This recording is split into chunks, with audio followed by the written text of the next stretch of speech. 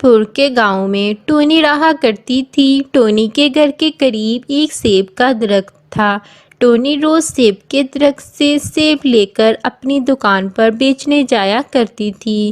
اسی جنگل میں ایک چڑیل رہا کرتی تھی۔ اسے سیب بہت پسند تھے۔ وہ ہر وقت سیب کو اپنے ہاتھوں میں رکھتی تھی۔ ایک دن چڑیل جنگل کی سیر کے لیے نکلتی ہے۔ سیر کرتے کرتے اس کی نظر ٹونی کی سیب کی دکان پر پڑتی ہے۔ چڑیل کو تو سیب ویسے بھی بہت زیادہ پسند تھے، اس سے رہا نہیں جاتا اور وہ ٹونی کی دکان پر پہنچ جاتی ہے۔ ارے چڑیا، تمہارا نام کیا ہے؟ ٹونی چڑیا چڑیل کو دیکھ کر گھبرا جاتی ہے اور وہ اسے کہتی ہے، میرا نام تو ٹونی چڑیا ہے۔ نام تو کافی اچھا ہے تمہارا۔ اچھا سنو، مجھے کچھ سیب دے دو، تمہارے سیب دیکھنے میں کافی اچھے لگ رہے ہیں۔ ایسا کرو، جلدی سے مجھے سیب دے دو۔ ہاں چڑیل، تم سارے سیب لے لو، میں تمہیں کافی کم پیسوں میں سارے سیب دے دوں گی۔ تم مجھ سے سیب کے پیسے مانگو گی؟ چپ چاپ سارے سیب میرے حوالے کر دو، ورنہ ایسا اشر کروں گی کہ یاد رکھو گی۔ ٹونی بیچاری ڈر جاتی ہے اور سارے سیب چڑیل کو دے دیتی ہے۔ چڑیل سارے سیب لے کر وہاں سے نکل جاتی ہے اور اپنے درخت پر پہنچ جاتی ہے اور سیب کھانے لگتی ہے۔ چڑیل کو سیب تو کافی ہی پسند تھے، اسی لیے وہ جلدی جلدی سارے سیب کھا جاتی ہے۔ اگلی صبح چڑیل کی طبیعت خراب ہوتی ہے۔ میری طبیعت کیسے خراب ہو گئی؟ لگتا ہے اس چڑیا نے جو سیب دیے تھے وہ زہریلے تھے، اسی وجہ سے میری طبیعت خراب ہو گئی۔ میں اس چڑیا کو نہیں چھوڑوں گی۔ چڑیل کو لگتا ہے کہ ٹونی نے جو اس کو سیب دیے تھے وہ زہریلے تھے اور ان زہریلے سیب کھانے کی وجہ سے اس کی حالت خراب ہو گئی ہے، لیکن چڑیل نے بہت سارے سیب ایک ساتھ کھا لیے تھے، اسی لیے اس کی یہ حالت ہو گئی تھی۔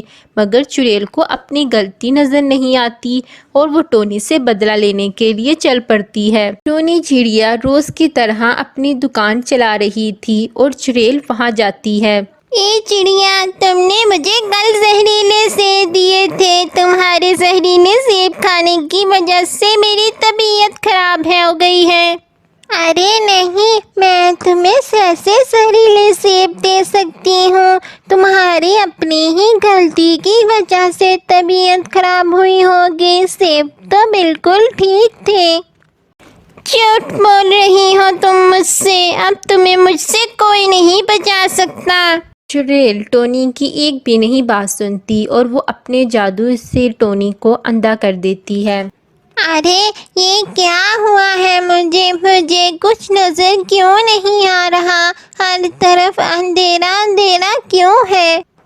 میں نے تم پہ اپنا جادو کر دیا ہے اور تمہیں اندھا کر دیا ہے، اب تم ہمیشہ ہی اندھی رہو گی، اور اگر غلطی سے تم ٹھیک ہو بھی گئی میں پھر بھی آ کر تمہیں دوبارہ اندھا کر جاؤں گی۔ یہ کہہ کر چڑیل وہاں سے نکل جاتی ہے۔ مجھے تو کچھ نظر نہیں آ رہا، میں کہاں جاؤں گی؟ میں اپنا گھر کیسے ڈھونڈوں گی؟ مجھے کچھ پتہ نہیں چل رہا، اب میں کیا کروں گی؟ ٹونی اس بات پر بہت زیادہ پریشان ہو جاتی ہے۔ ٹونی کافی دیر وہاں بیٹھی رہتی ہے اور موسم کافی خراب ہو جاتا ہے، بہت تیز بارش ہونے لگ جاتی ہے۔ ٹونی بیچاری بھیگ رہی ہوتی ہے۔ میں اگر ایسے ہی بارش میں بھیگتی رہی تو میں بیمار ہو جاؤں گی۔ میں اڑنے کی کوشش کرتی ہوں، شاید اپنے گھر پہنچ جاؤں۔ ٹونی وہاں سے نکل پڑتی ہے اور وہ آہستہ آہستہ اڑتی ہے، بس وہ اڑتی جاتی ہے، اسے پتہ نہیں ہوتا کہ وہ کہاں جا رہی ہے۔ اتنی دیر میں بارش بھی ختم ہو جاتی ہے۔ ٹونی تھک کر ایک دریا کے پاس بیٹھ جاتی ہے اور رونے لگ جاتی ہے۔ رونے کی آواز سن کر جل پری دریا میں سے نکل آتی ہے اور وہ ٹونی سے کہتی ہے، چڑیا تم کیوں رو رہی ہو اور تمہارا نام کیا ہے؟ میرا نام ٹونی چڑیا ہے، مگر تم کون ہو؟ مجھے کچھ نظر نہیں آ رہا۔ میں ایک جل پری ہوں، مگر تمہیں نظر کیوں نہیں آ رہا؟ تمہارے ساتھ کیا ہوا ہے؟ میں ایک چڑیل کے جادو کی وجہ سے اندھی ہو گئی ہوں۔ پھر ٹونی چڑیا ساری بات جل پری کو بتاتی ہے۔ بہت افسوس ہوا کہ اس چڑیل نے تمہارے ساتھ جو بھی کیا، مگر تم پریشان نہ ہو، میں تمہیں ٹھیک کر دوں گی۔ جل پری اپنے جادو سے ٹونی چڑیا کی آنکھوں کو ٹھیک کر دیتی ہے۔ ارے واہ، مجھے تو پھر سے سب کچھ نظر آنے لگ گیا ہے، میں تو بالکل ٹھیک ہو گئی ہوں۔ لاڈو بہت خوش ہو جاتی ہے، لیکن پھر بھی وہ اداس ہوتی ہے۔ چڑیل کی اسے وہ بات یاد آ جاتی ہے۔ ٹونی، تم تو ٹھیک ہو گئی ہو، پھر کیوں تم اداس ہو؟ مجھے چڑیل نے کہا تھا اگر میں ٹھیک ہو بھی گئی تو اسے پتہ چل جائے گا اور وہ پھر سے آ کر مجھے اندھا کر دے گی۔ اوہ اچھا، تو یہ بات ہے، چلو اس کا بھی حل میں تمہیں نکال دیتی ہوں۔ تم بتاؤ تم کہاں رہتی ہو؟ میرا گھر تو سیب کے پیڑ کے قریب ہے۔ ٹھیک ہے ٹونی چڑیا، تمہارا گھر سیب کے قریب ہے، تم مجھے وہاں بس لے چلو۔ پھر ٹونی اور جل پری وہاں سے نکل پڑتی ہیں اور پھر ٹونی اور جل پری سیب کے درخت کے پاس پہنچ جاتی ہیں۔ جل پری اپنے جادو سے سیب کے درخت پر ایک جادوئی سیب کا گھر بناتی ہیں۔ ارے واہ، یہ تو سیب کا گھر بن گیا، یہ تو بہت خوبصورت ہے۔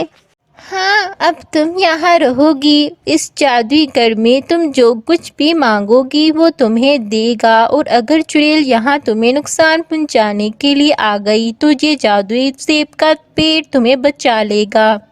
پھر جل پری وہاں سے چلی جاتی ہے اور ٹونی سیب کے جادوئی کے گھر اندر جاتی ہے۔ وہ ایک محل کی طرح بنا ہوتا ہے۔